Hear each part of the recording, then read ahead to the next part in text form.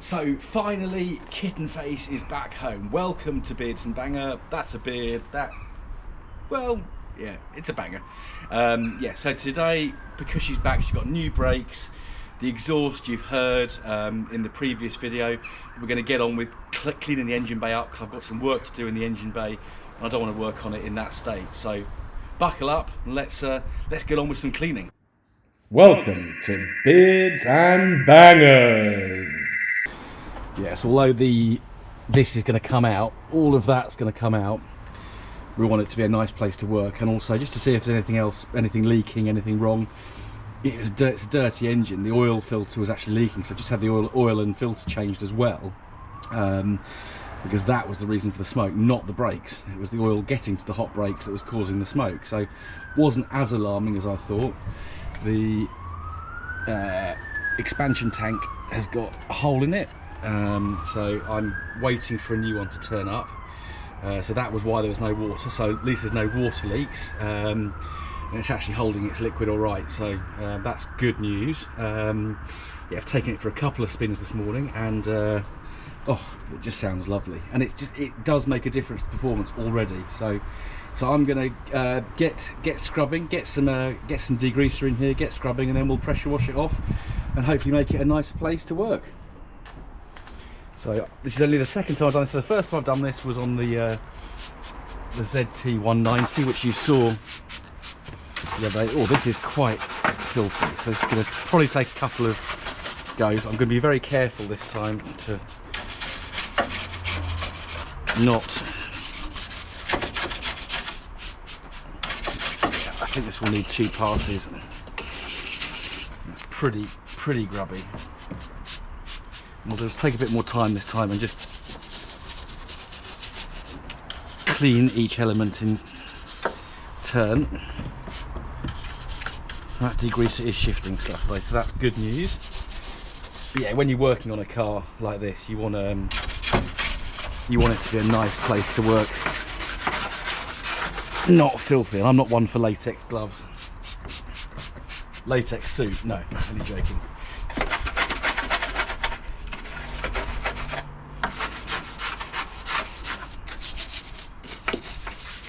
I suspect this has never ever been done. So what will this be? This car's early 2002. So this is, yeah, 21 years of grease, grime and muck.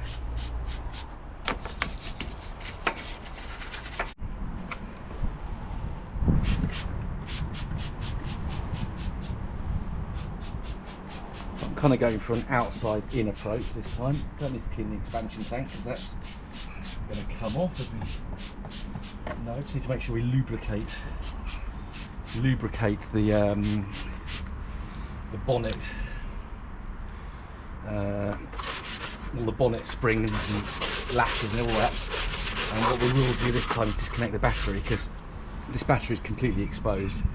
And I had a really good comment from Bad Books on the previous video about where the cold air is picking up from. So yeah, I've just spotted it's coming from behind this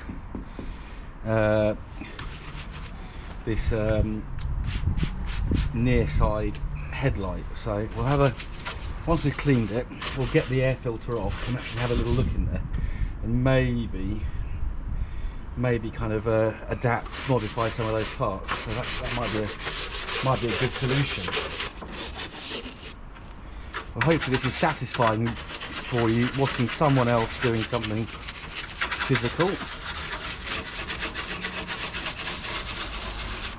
I mustn't forget to do the bonnet, although the bonnet is actually quite clean. That's good. It's interesting, the engine bay is a slightly different, I don't know if you can pick it up on here, it's a slightly different colour to the outside. So whether it's been resprayed in this kind of metallic-y turquoise, or whether that's how they came, I don't know. It's quite interesting.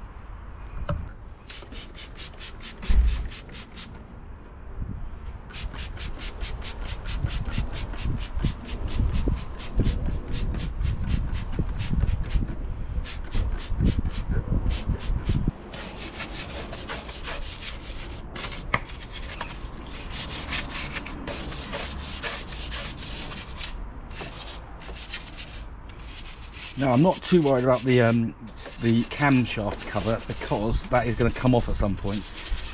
Because if you remember back to my plan video, we're going to be taking this off, putting 1.3 cams in, and painting this, and I'm going to go for red. And EJO Auto videos in Sweden, yes, I know you've done that with yours, but please take that as a compliment, because I think the red just looks great with the aluminium kind of bare on the front, maybe with some lacquer on it or something like that. But, right, that's pretty much everything scrubbed as much as I can. It's so hard to see because it is so dirty, so I'm going to pressure wash it off, and then we'll see what's left. So two things I nearly forgot were disconnecting the battery and cleaning the underside of there. So I've done that already. We'll just now get the battery off. Now that looks like a 10.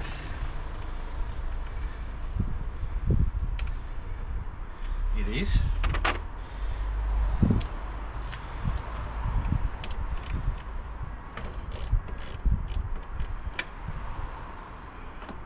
That's the battery disconnected, so a bit more confident. Remember, that's 10. So what we'll do now is slowly and carefully pressure wash her. So we'll start with the underbonnet. Get the setting right.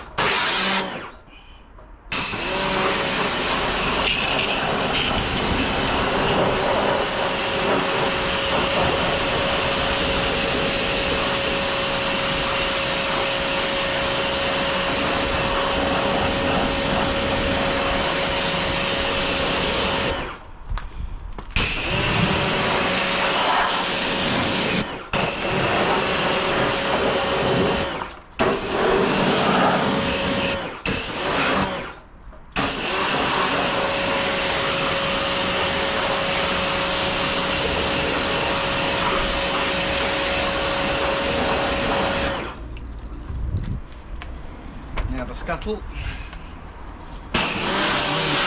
This really does need a good block. There's lots of crust in there, so this will need another go with the degreaser.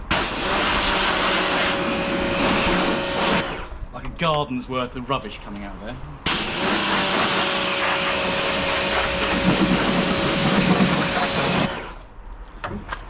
And just spin the camera around so you can see a bit better.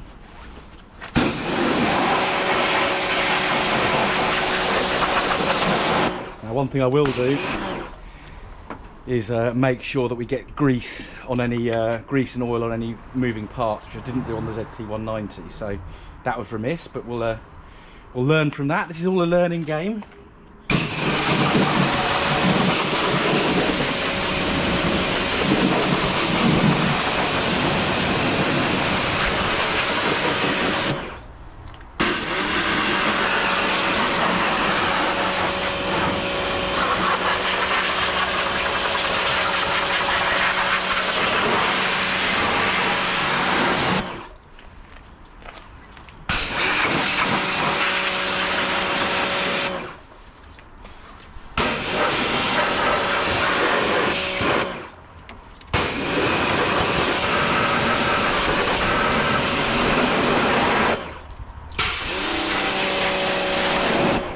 Wow, that is looking a lot better already. That's good. I'm going to leave the battery off for a good long time.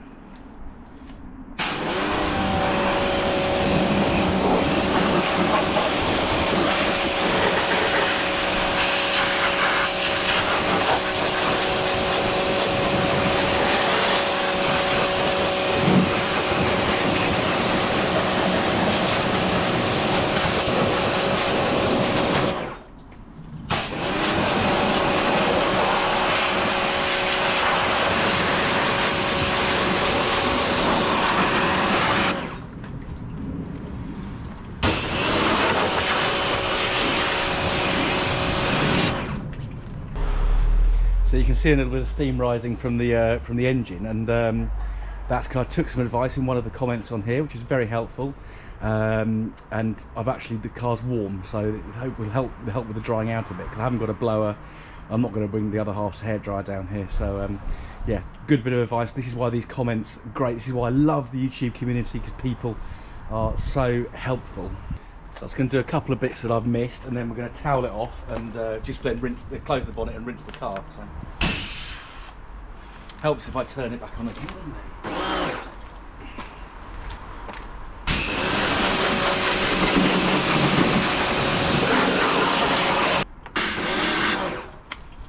Let's have a quick check.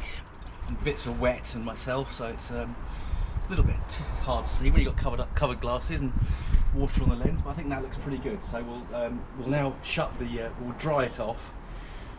You can actually see the oil. That was completely crusted. You can actually see the oil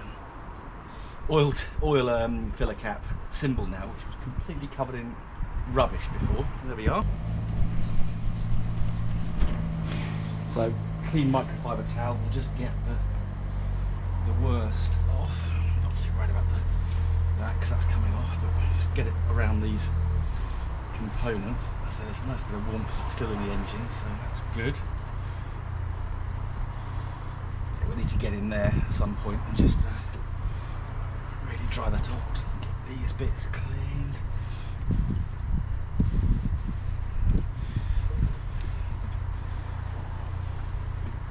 Be careful around any electrics.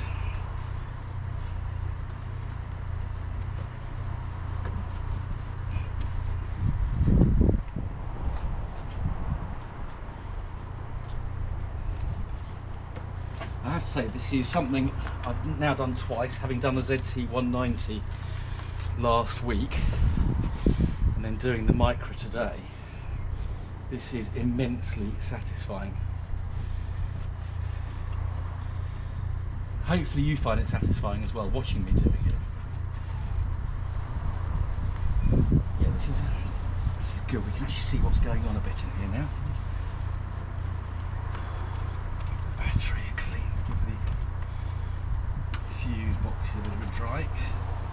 Well, they are covered, so that's right. I've got a bit of water on the top of the gearbox, but that's get a cloth down there because there's an earth down there and I don't want water near that earth.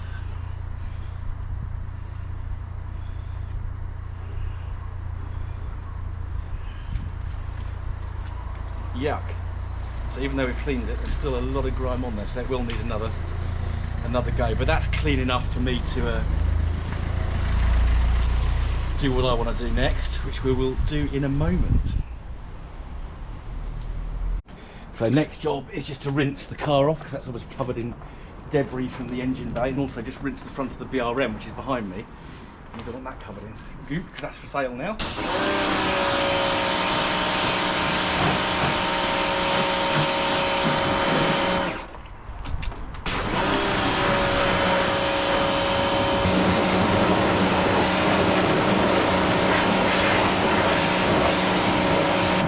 Just cleaning those wheels up, I just noticed that they actually will clean up quite nicely. A bit scuffed, but I do like these wheels. Don't know how well you can see them. I'll just tilt the camera forward, but I think they really suit the car. I think when we lower it by 30-35 mil, it's going to look really good. Right, so we've now rinsed the car. We're going to get the air filter housing off so we can actually begin to understand what's going on here. And there's our filter. Now, that's really clogged. I'll show you the camera. That is really clogged. Now, I've read that if these get clogged up, it can really affect the performance. And certainly having having had the exhaust put on, it's improved it. But I think that's probably been holding me back. So now I can't find my Bulldog BDX, so we'll use WD just to A, because we've just washed everything, so it can have water in it. B, just to help get that screw out. We don't want to strip any threads, even though we're getting rid of this assembly. Someone might want this, or I might put it back on one day. Doubt it, but you never know. Right, so we'll use a flexible or a bendy bit and try and get in here.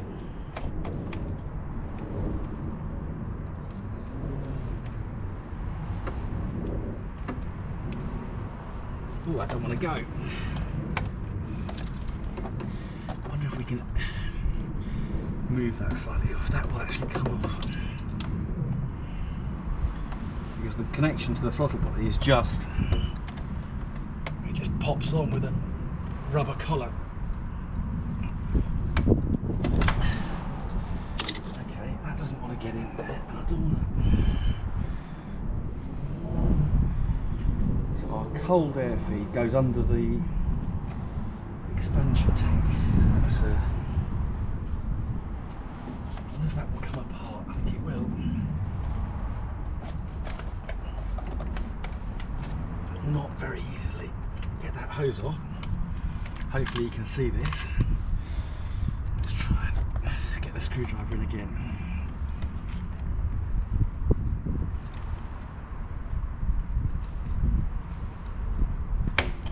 Nope, don't want to go.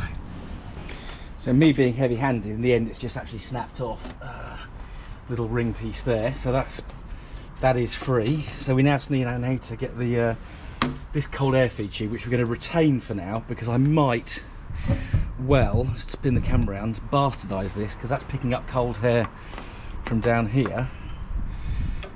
We might be able to kind of fix our trumpet on the cold air feed, which we won't need much of if we're going that way, about here. So that's quite positive. So let's pop that there. Let's pop that in my back pocket. Let's try and get this hose off, which is easy. That's oh, that's not so good. There we are. That came off really easily, and we kept the cold air feed in good order. There we are. So there's that bit of plastic that just snapped off. So not the end of the world. Okay, so our cold air feed is just held on by a little bolt under there. So I've just doubly D'd it, and then we'll get in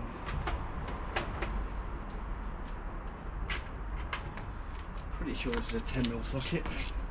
Got our extension bar on so we can get in there. Oh, it's easy, that's good.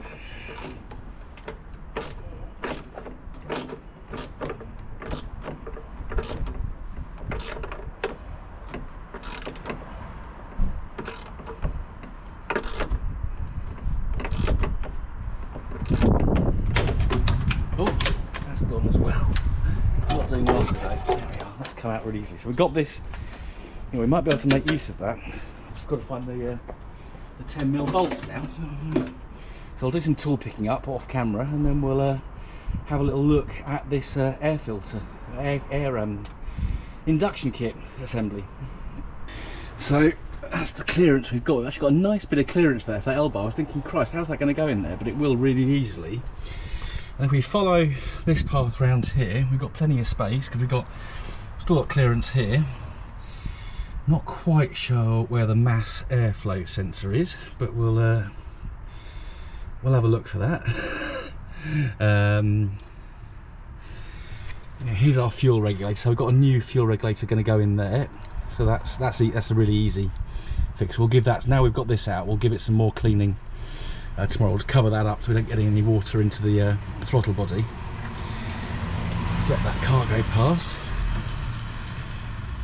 This YouTube channel should also be about, you know, maintaining cars when you have on-street parking and have cars trying to film them when cars are going past all the time. But yeah, we've got quite a lot of space there. So I can't remember whose kind comment it was, but I think routing it that way is going to be a lot easier, and will avoid going past power steering pumps, getting near this very hot exhaust manifold, resighting the horn or whatever. So I think, yeah, going down sort of towards the expansion tank and maybe just fettling the cold air feed a bit, so it's kind of throwing more air towards that trumpet, is a really good idea. So thank you. I think it was Bad Books, so thank you. We'll go and get the elbow now and just offer it up. So hopefully you can see this quite well. Yeah, this is the elbow. I've just got to work out where the mass airflow sensor is, because there's nothing going into the air filter housing at all. Got the breather here, which actually that's disconnected completely. Maybe that's supposed to be. So that's going to come off. Yeah, this, if we just, this will actually just pop on here quite easily. that clears just absolutely on the money. Very well designed. Yes, we've got to work out how to install the mass airflow sensor. Please drop me a comment. But yeah, I think we're going to go this way. I think that makes far more sense. Otherwise, we're kind of doing that, which isn't going to work. Definitely like that. Right, so this is what we'll be figuring out for the next episode. Yeah, so the next episode is going to be all about the induction kit. I've got to go away and do some research because I'm not too familiar with the mass airflow sensor on this. I think it's coming out the left of the throttle body. So whether I need to take a bit more off the throttle body or resight or blank off the mass airflow sensor, I need to come back to you on that. But it's going to be another episode anyway, so that'll give me a day or so just to do some research, and we'll pick it up from there. So thank you so much for watching another instalment of Beards and Bangers, the K11 Micro. It's really coming together. If you want to follow this series, then please hit that subscribe button if you haven't already done so. And if you like videos about all kinds of cars, also please hit that subscribe button.